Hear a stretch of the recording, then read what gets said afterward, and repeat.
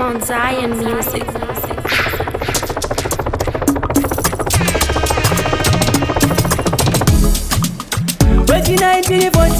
Ukandideno unofira pasipoti inga munosiwa kuti sky ari hoti Jimani upenyu werudo kunenge kudana asi unenge wadiwa newaunoda akakodzera kuva mai vevana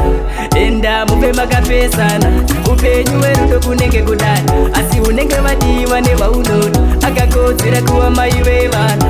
enda mupe makapesana ndiye wangu chete wandinoda saka uchindiona ndinaye munamo kunyangwe murugare uchindiona ndichifara naye mai mwana uyai kuno mashoko angu teerera usade kusaisa mumu mai mwana usanditeerera upenyu werudo kunenge kuda asi unenge wadiwa newaunoda akakodzera kuva mai vevana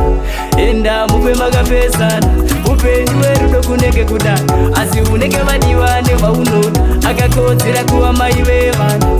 enda mupe makapesa takasanganiswa na Mesaya handina kwenda kwa Magaya bvunza kana Mikaya zvakangoita ndakarivara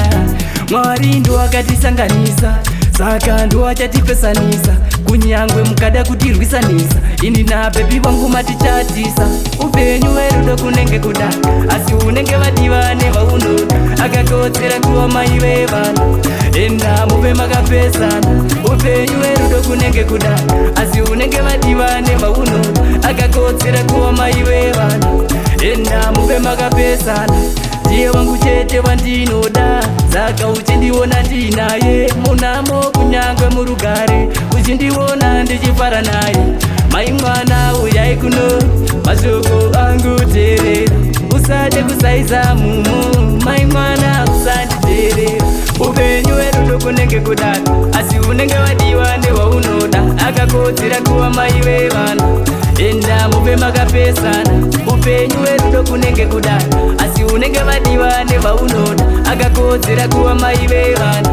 enda mupe makapesana Temani Skyboss wechi 1940 ukachideno unofira pasipoti inga munosiziwa kuti bebi ari hoti handichabati kafanika mugoti